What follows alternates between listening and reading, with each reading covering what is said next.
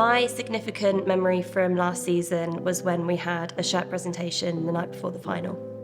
Poppy had organised a shirt presentation, which was something special because we don't normally do that. We kind of save them for the big games like this. When I'd been with USA, one of the things that we did is you give your shirt to another player on the team, and I thought that was a really, really lovely idea.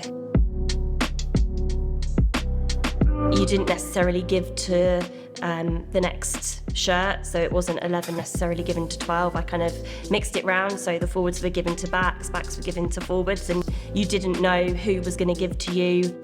So you were kind of waiting to see who was going to say something nice about you. And I think it was really lovely because as a team, I don't think we say nice things enough about each other. I think a lot of the time we're brutally honest with each other and have quite hard conversations with each other. So actually being able to have a moment with each other, and actually a really emotional moment. So it was really great to see people open up and see people like Chopper start to get emotional when they're speaking about other people. It was really special.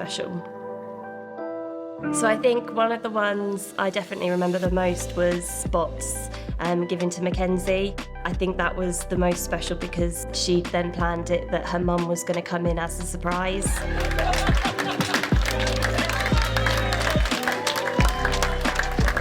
Kind of having Mackenzie's mum sneaking in at the background and surprise her whilst she was at the front just made everybody again get really emotional and start crying, and it was brilliant. Well, Cara spoke for me. A lot of the time you're kind of talking about tactics, talking about things you're wanting to do on the pitch. You're not necessarily going and kind of boosting people up, but the words that Cara said about me kind of really gave me confidence going into the match the next day.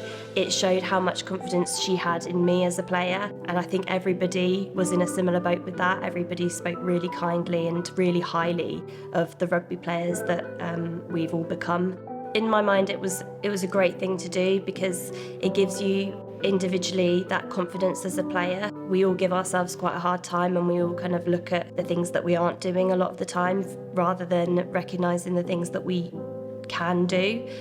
So to hear somebody else on your team say what they think you're amazing at and call out your super strength and remind you of that the night before a game is really important.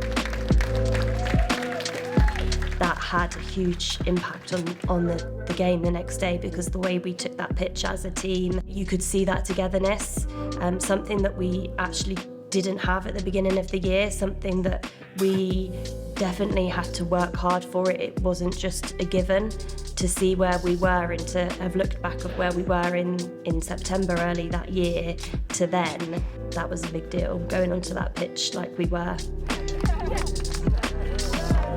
Everybody kind of delivered on those conversations the night before, and to put a score on them like we did in a final, considering we'd lost to them earlier that year, to have that in the back of our heads and losing in the final the year before.